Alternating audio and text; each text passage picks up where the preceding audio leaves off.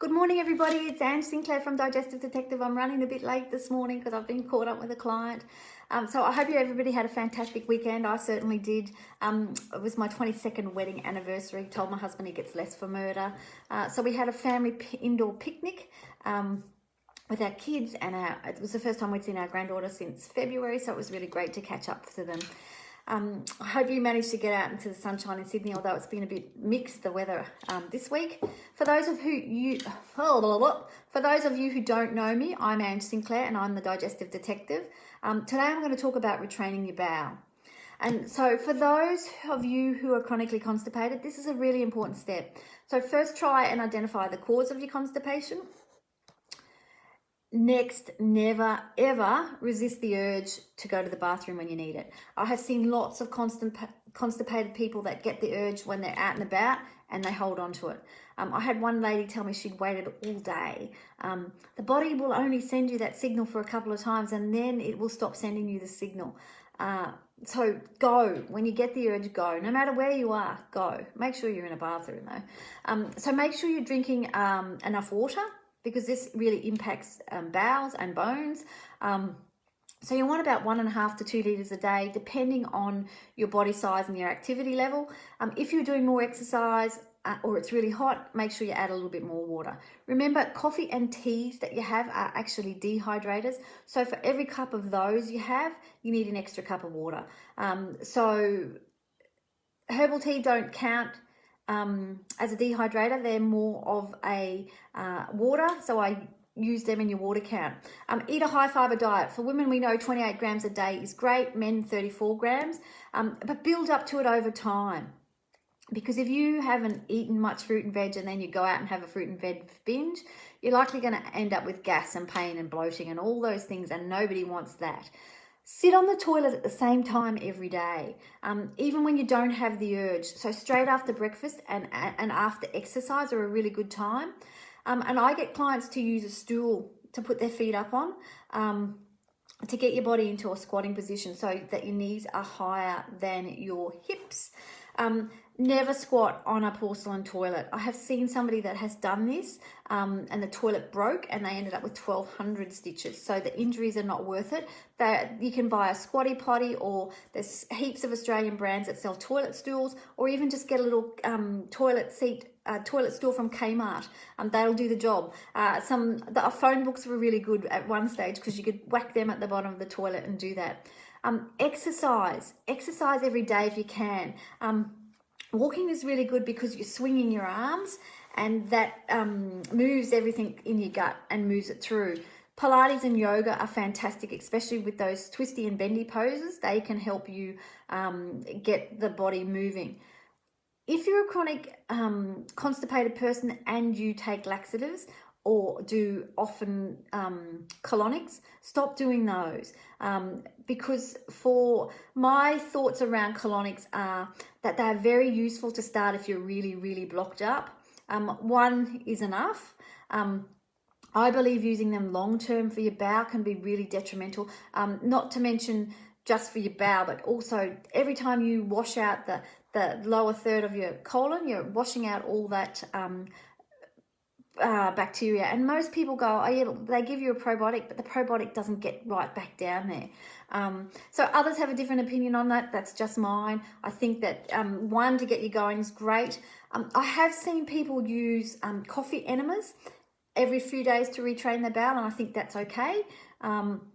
Because the coffee acts as a stimulant to get your bowels muscles retoned by themselves. So it's a different way to get you moving again. So I also use herbs with the retraining. I think that's a really good thing to do. And supplements that are useful when you're retraining your bowel. So the best one for me, I would say, is mag citrate. So I hear people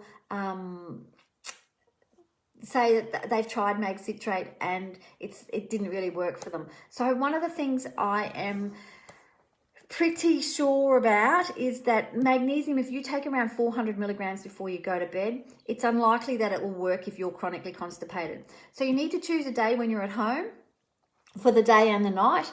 And I use a powder because I think when people are chronically constipated, a powder is better because it's better absorbed.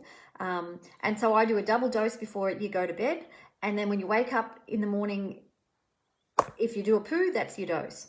If you don't, take another dose in the morning. You don't have to make it a double dose, just one dose, and that should be enough. So some people will need more, some people will need less. I've had other people that do the double dose at night, then a dose in the morning, then a dose at night, then a dose in the morning, and then a dose at night before they hit tissue tolerance and their bowel gives way.